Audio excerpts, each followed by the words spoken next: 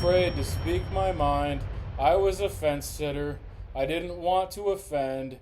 I didn't want to ruin my reputation. I wanted to keep my options open. I didn't want anyone to think I was weird. Here's what happened when I started running my mouth.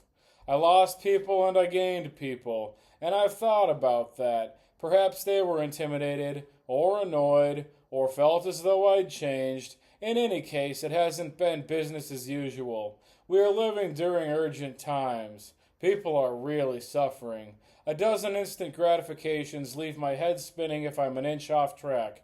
Maybe I've watched too many movies, but I always expected that people would listen if I ever spoke up about something important. But my experience has actually been a lot more like the beginning of Resident Evil 2. Running through the city of Walking Undead, it doesn't make any sense to confront the zombies. Just keep running until you meet a shop owner or a downed officer. In other words, people don't want to hear it. That doesn't mean we just stand there waiting to get eaten. I've learned that advice translates to coercion and annoys people. That's why I'm so big about context, because I can still offer people context about what worked for me. That's the importance of truth telling.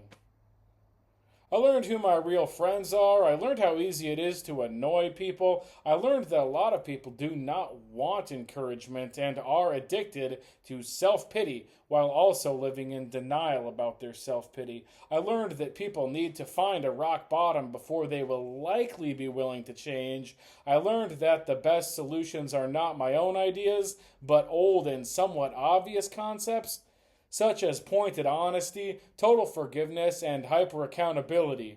These are the things I started speaking up about. Listen, it's worth speaking up. Speaking up provides profound development. It makes us better suited for every situation we encounter. I should mention that this won't work without honesty and aim. Because if we're lying or trying merely to boost our own social standing, we will be stifled by self-centeredness or disoriented by loss of reality.